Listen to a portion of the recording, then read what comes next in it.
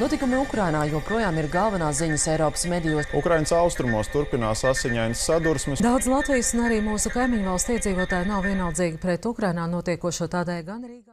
Tā bija liela ģimene un bija lieldienas. Viņi sēdēja pie lieldienu galda. Svinēja lieldienas, arī mani aicināja. Tur bija dažādi vecuma cilvēki un arī bērni. Bērni, kā parasti, cik ilgi viņi var nosēdēt pie galda, viņi pēc tam iet spēlēties.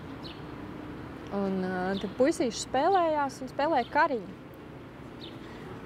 Un es skatījos uz viņiem, man liekas ārprāts, ka tas ir pavisam ar citu nozīmi, kurš ir kurš. Pēc savas pieredzes, to, ko viņi ir redzējuši un zina no vecākiem, kas viņu dzimtajā pilsētā tieši šobrīd notiek. Un redzēt, kā kariņu spēlē bērni valstī, kur notiek karš. Tā ir tā brīža sajūtas noteikti, tādā nozīmē es varu atsaukt atmiņā, bet es varu atcerēties, ka tas bija kaut kas tāds, kas man lika vēl ilgi tajā vakarā neaizmirst. Šogad pildot savus darba pienākumus bojā gājuši 16 žurnālisti. 8 no tiem Francijā, 5 Dienvidu Sudānā, pa vienam Jemenā, Meksikā un Sīrijā. Tomēr pat Latvijas žurnālistus tas neaptur doties uz karstajiem punktiem. Latvijas radio žurnālists Aleksejs Gusevs savā pirmajā braucienā uz konflikts skartajām zonām devās uz šī brīža karstāko punktu Eiropā – Ukrainu. Man bija iespēja, un es daudz par to nedomāju, vajadzēja braukt. Pirmais brauciens, ja atmiņu neviļ, droši vien bija uz Dienvidosetiju, ja pie Dienvidosetijas. Es gan braucu ziņot par vēlēšanām Gruzijā, kas to brīdi notika, bet esot Gruzijā, es izmantoju iespēju arī no Tbilisī aizbraukt līdz, ko Gruzijā sauc par administratīvo līniju, kas ir Dienvidosetija. Tajā brīdī, kad es pirmoreiz braucu, patiesībā karš kā tāds Bagdādē nebija. Bet konflikta situācija joprojām turpinājās, kaut kādi uzbrukumi, sprādzieni.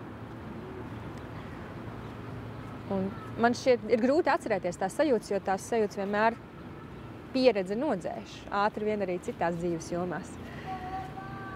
Bet man šķiet, ka tā sajūta bija braucot nezināmajā, kaut kādā iedomātajā. Lai gan ģimenes par to nepriecājas, ja vien būtu iespēja arī turpmāk doties uz karstiem punktiem, žurnālisti to noteikti izmantotu. Protams, ka man mati nebija ļoti priecīga par šo, bet ko darīt. Ģimenēm man šķiet, ka nekad īsti, neviens nekad neatbalsta tādus braucienus. Jo līdzīgi kā es iepriekš teicu, ka tas ir nezināmais un ir grūtāk mājās gaidīt, tāpēc, ka tu vari iedomāties visu ko, bet tajā brīdī, kad tu pats esi un kaut ko dari, tu labi zini, ko tu vari atļauties, ko tu nevari atļauties, kas notiek. Un neziņā droši vien ir lielāks bieds nekā zināšanas. Katra žurnālista pieredze ir atšķirīga, tomēr fundamentālie darba likumi nemainās. Varijē tikai darba apstākļi un temps. Nebija nekāda laika tiešām kaut ko sajust, jo bija tik daudz lietas, kurus tev vajag izdarīt, un tu domā par to, tu domā, kur tu var nomainīt naudu, kas tev ar dokumentiem, kurš tevi satiks, kas tev jādara. Tur bija tik daudz šis uzdevumus, tāpēc, ka kaut ko pat par citu domāt nebija laika īstenībā. Gan karsta konflikta zonās, gan šādi iesaldēta konflikta zonās un vispār ir svarīgi un ļoti svētīgi, ja tev ir līdzi cilvēks pavadonis, dažkārt viņus sauc par fikseriem, kas izprot vietējo situāciju tieši uz vietas un var palīdzēt ar tulkošanu. Žurnālisti augstu vērtē citu valstu kolēģu palīdzību. Man ļoti daudz palīdzēja žurnālisti no Ukrainas. Kad es tikai atlidoju tur, viena no mani Ukrainas kolēģiem, viņa man visu parādīja, kur ir Maidans, kur ir šis press centrs, kur ir tur citi vajadzīgi tādi punkti, kur viss notika. Un, protams, daudzi cilvēki no žurnālistiem, protams, ka viņi palīdzēja. Un es nedomāju, ka mums varētu būt kāda konkurence, jo es strādāju uz Latvijas informatīvo tirgu, viņi strādā uz Ukrainas, tikai no viņa puses arī bija ļoti liela interese, un viņi bija tiešām priecīgi, ka mēs šeit strādājam, ka mēs stāstām par to, kas notiek Ukrainā, jo viņiem visam tas bija ļoti svarīgi. Tur arī vajadzēja ļoti daudz strādāt, un nebija laika par šo domāt, baidīties, jo es biju vienīgais žurnālists no radio, un tad man vajadzēja stāstīt par to, kas tur notika Maidāna. Tik bieži, cik es varu, jā, man būtiski nebija arī laiku guļot, jo tur es vienu nakti, kad es guļoju, tad tur bija uzbrukums uz vienu no ēkām tur centrā, un es tad nevaru neko par to pastāstīt, jo šā laika es gulēju, un tāpēc jūs varat iedomāties, ka tur visas 24 stundas kaut kas notika, bija par kur runās. Arī ātrāk jāstrādā nekā mājās. Tu nevari gaidīt 3 mēnešus un izdomāt, vai tas ir varonis vai tas nav varonis. Jārēķinās ar daudz dažādām niansēm, bet to tu nekad jau nevar paredzēt iepriekš.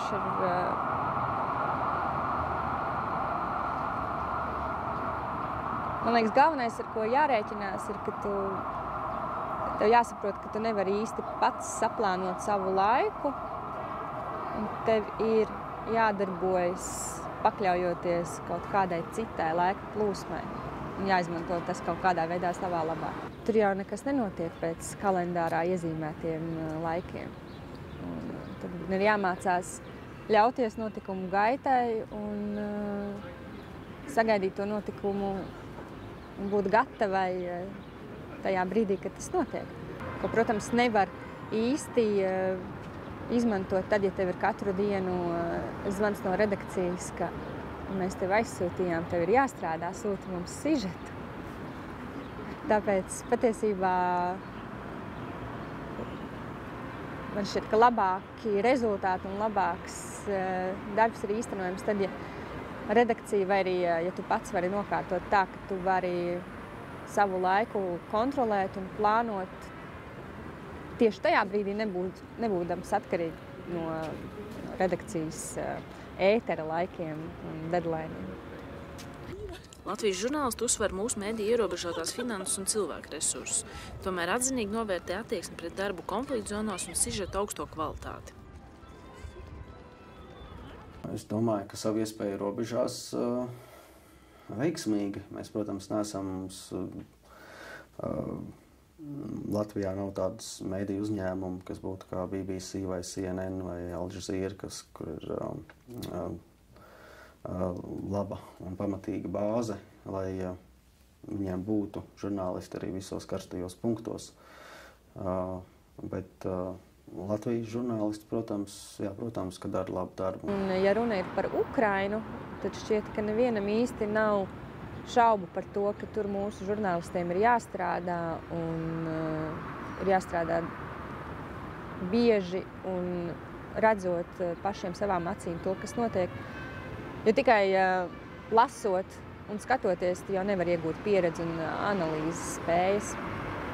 Bet, kas attiec uz tālākiem konfliktiem, ir milz un daudz sarežģītu vietu pasaulē, par kurām mēs īsti neziņojam. Kaut vai tā pati Sīrija.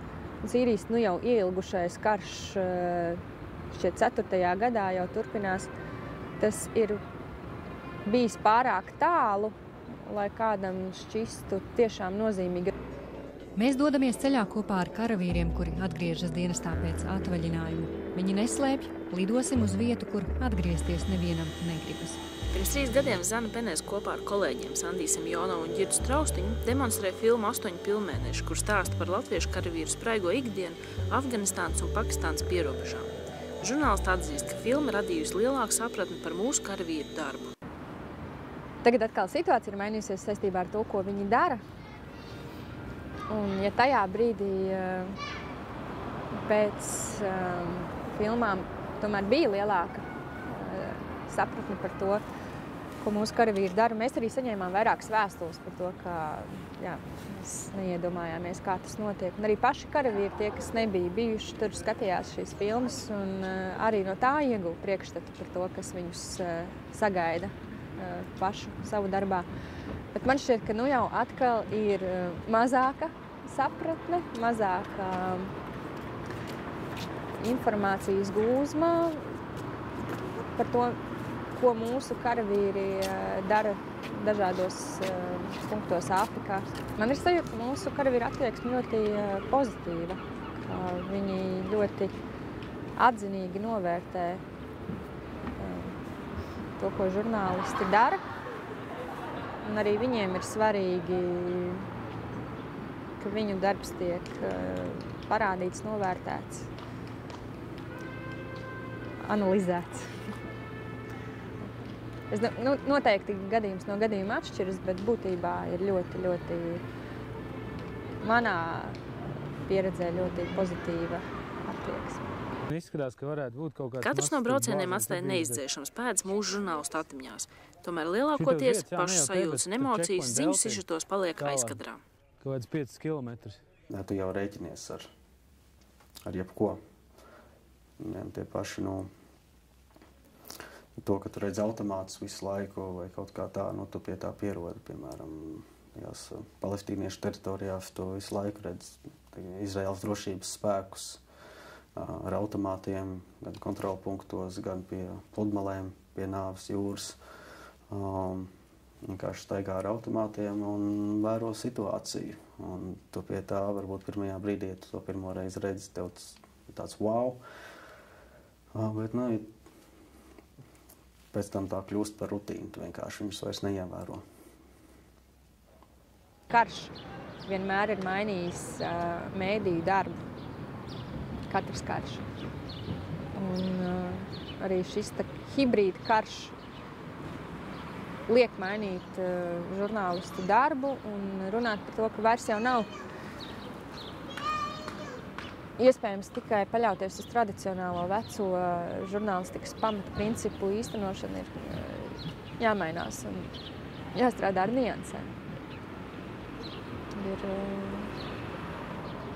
Nevar tik vienkārši kas kur kad paļauties uz kaut kādiem iestrādātiem avotiem, bet stāsts vienmēr ir daudz plašāks nekā ielien 16:9 televizoru ekrānā.